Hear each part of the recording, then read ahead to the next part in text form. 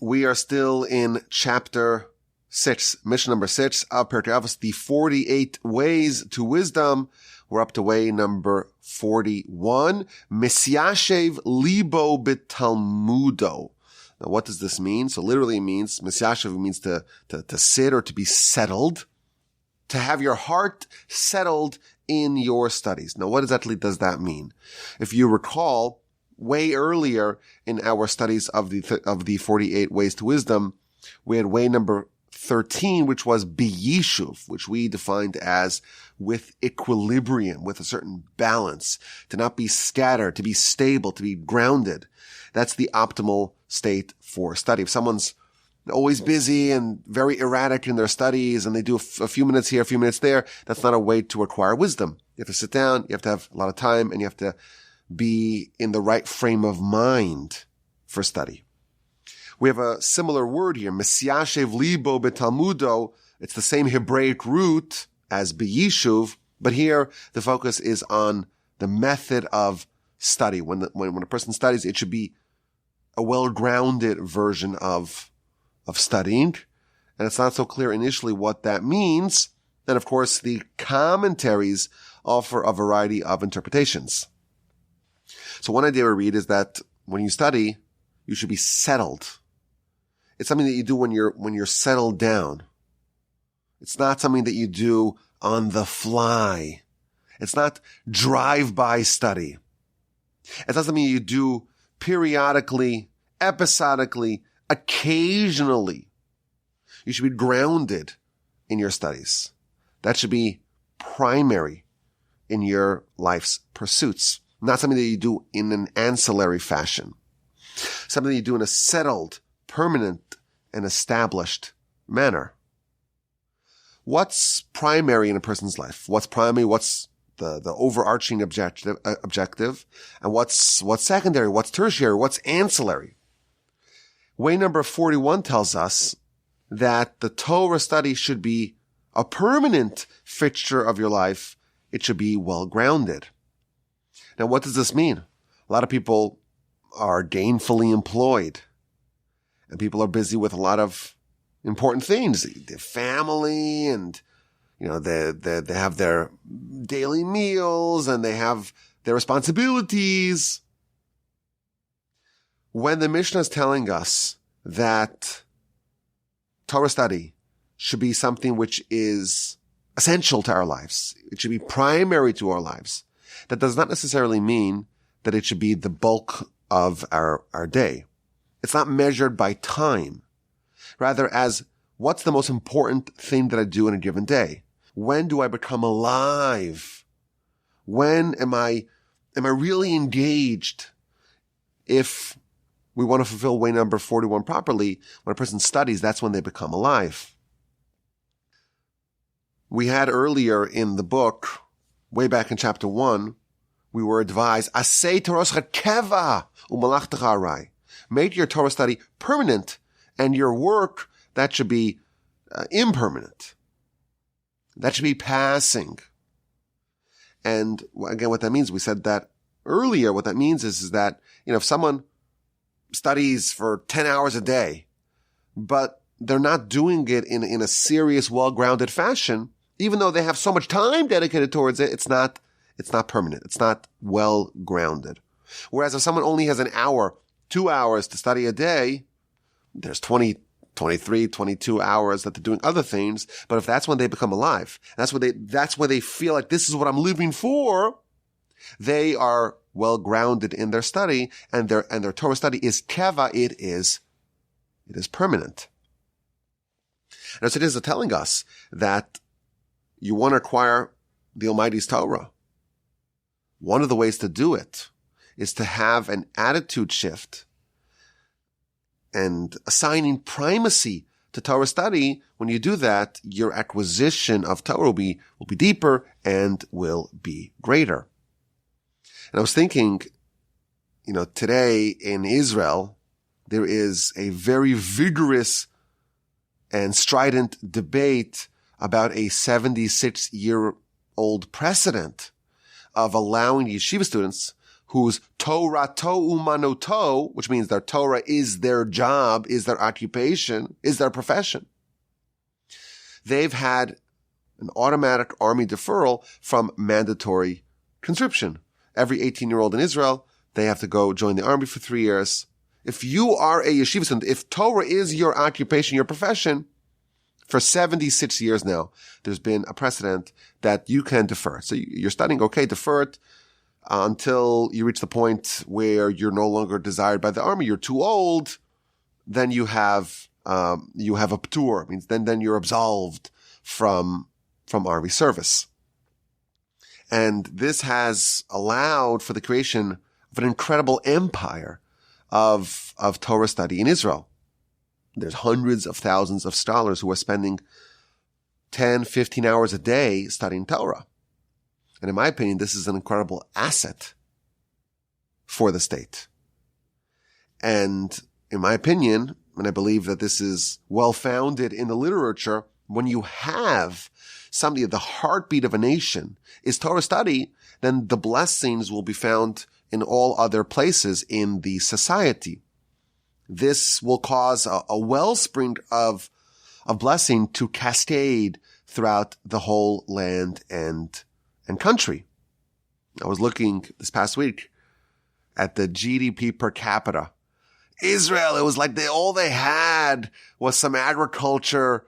They had some Jaffa oranges, and very, very quickly they became an incredible economic superpower. I look, they have a higher GDP per capita than the United Kingdom and France and Italy. And with all their problems, they're strong and they're dynamic. And what is the spiritual reason for such a bounty? To me, it seems obvious. There's such a flourishing, robust, dynamic Torah environment at the heartbeat of the nation, and that provides blessing for everyone. And I think this is especially important to preserve in times of war. There are many, many sources that talk about a weakening in Torah study automatically bringing about catastrophe. For example, the first war that our nation waged, chapter 17 in Exodus, even before the Sinai revelation, Jewish people leave Egypt and they are attacked by the nation of Amalek. And the Talmud deduces, the Talmud pinpoints, the cause of the conflict was a weakening of Torah study. That's why they were attacked. And there are many other examples of this phenomenon. When there's a weakening of Torah study provides protection. It provides a shield. And when that shield is removed, it right away results in attack. So I think it's very dangerous to tamper with Torah in volatile times. It makes you more vulnerable.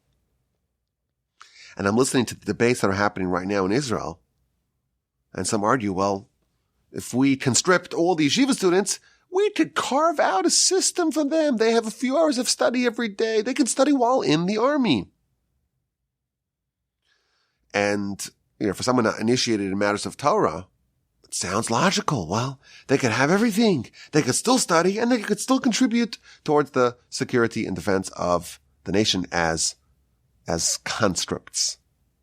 And I think what is missing is this idea.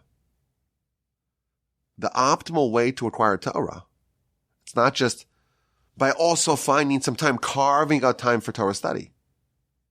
If someone does a couple of hours incidental study every day, it's great and it's celebrated and it's the best thing in the world, but there's no fulfillment of being settled in your studies. You're not grounded in Torah. And that is a completely different dimension of study. When someone studies, it's, again, something to celebrate, but the higher level of acquisition of Torah and the deepening of the connection can only be done once this is Torah to umanato, it's their profession. So that's one idea of way number 41. Misyashev libo b'talmudo, when a person, that is their primary objective of life when they are pursuing study. There's another interpretation that the commentaries offer. And that is approaching the study in a methodical way, trying to go to the depths of Torah. That, of course, is of paramount importance, to not just subsist with a superficial study, to try to go deeper and to understand the other dimensions of insight. But how do you approach the depths of study? This way number 41 is Messiash. You have to be settled. Your heart has to be settled before you go deeper. To approach the depth slowly. There is an incredible, really infinite level of brilliance and ingenuity in Torah. It's really unfathomable. I've been in some of the great yeshivos in the world, and this is legitimate. People can spend a half a year, 6 months, on 5 or 6 or 7 pages of Talmud. And they could do that and not waste time. You know, we think, oh, well, they're studying only 6 pages of Talmud, or 7 pages of Talmud, or 8 pages of Talmud. And they're doing it for 6 months. They must be just spending a lot of time smoking and drinking coffee and chit-chat. But no, it's totally legitimate and common and routine for people to spend 10 plus hours a day studying for a half a year and not cover more than a couple of pages of Talmud. And this is not because they're slow or they're dense or they're mentally challenged or incapable. People who are very bright and very committed. And the reason why is because there's so much infinite depth. The study is unfathomably rich. There's so much depth that you could really spend a whole month on 1 page and not waste any time. But how do you approach those depths? Some people want a shortcut. They want to plunge in to the depth before being settled, before being grounded. They reach for the pizzazz before they are ready. And that's a problem, because that's an artificial depth. You have to approach it slowly and carefully. If you try to penetrate a subject too deeply before you really completely well-versed in the basics, it's not a recipe for success. So you have to always start with the most basic level and work your way deeper from there. You start at the Talmud, you read like every 2 words, every line, it's a whole different, it's a question, it's an answer, it's a proof, it's a challenge, it's a citation. And before you get to even any of the commentaries, even the most basic of commentaries, you're trying to understand, what's the question? What's the answer? And also, how does the answer address the question? This is like the most basic level of being trained how to think. And every question has some perception, some assumptions that are built into the question. And if you're going to provide an answer to that question, you have to understand how that answer resolves the question. What elements of the question are addressed by the answer? Sometimes the answer accepts the assumptions and the perceptions of the question. It's just there's some other variable that wasn't present, that wasn't front of mind in the question that's now introduced in the answer. Sometimes the answer completely challenges questions or disregards the assumptions that were baked into the question. So just again, the framework, the mechanisms of the questions and answers, that's very simple, of course, but there's no way to go to the deeper understanding. Well, what's the actual underlying philosophy of the question, of the answer, and so on? You can't get there unless you understand the basics.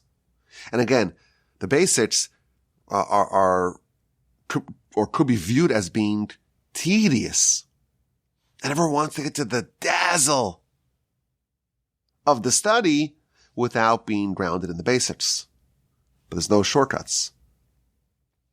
And again, studying Talmud, if you ever have the great privilege, Every line, every word, you want to understand what's it saying.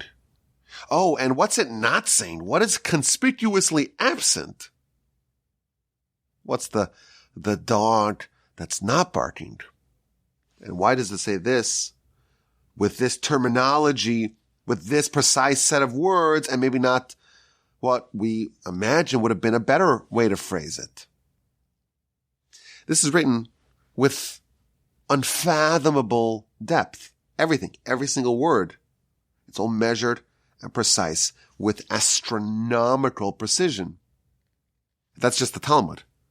And then you read the commentary, you start with Rashi. What's he doing? He's not telling us something that we would otherwise know. What's he revealing to us?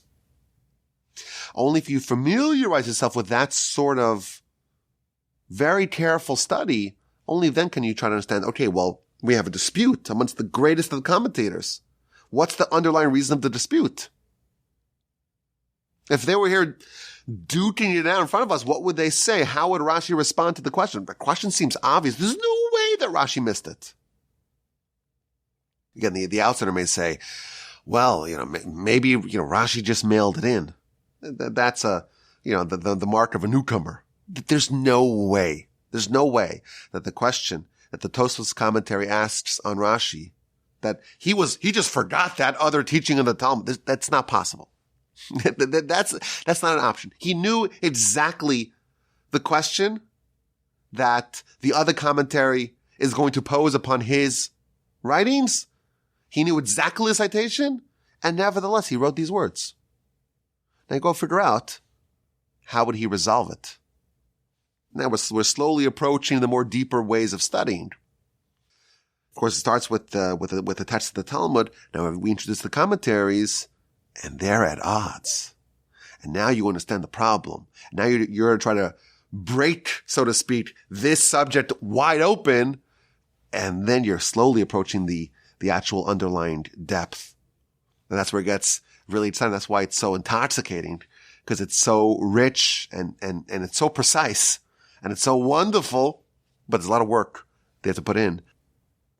Again, the things that can be viewed as being tedious to really, really understand the basics before moving on to the commentaries, before plunging into the depths.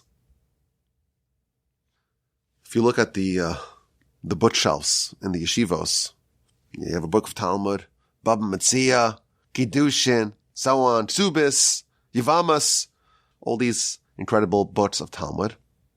There's a whole library of commentaries and essays on this book. There's not a single book of Talmud that you could study it with all the commentaries in one lifetime. It's not possible. Literally thousands upon thousands of thick books on every book of Talmud. And again, there's no filler material. And the razzle, dazzle, pizzazz, exciting stuff, that you have to earn. And that's what one of the ways the commentaries are interpreting this way to wisdom. You have to be well grounded in your studies before you go deep. Because if you do that, it's artificial, and you're not really acquiring the Torah. There's another benefit of this, by the way. The slower you progress into a subject, the more of it you will retain. If it's just you plunge in and then you plunge right back out, fast in, fast out, it's not a way to really understand it. It's going to escape very, very quickly. So this is way number 41 to wisdom. Misyashev libo betalmudo. Your heart should be well grounded in your studies. If you do that, you will have another way to acquire the Almighty's holy Torah.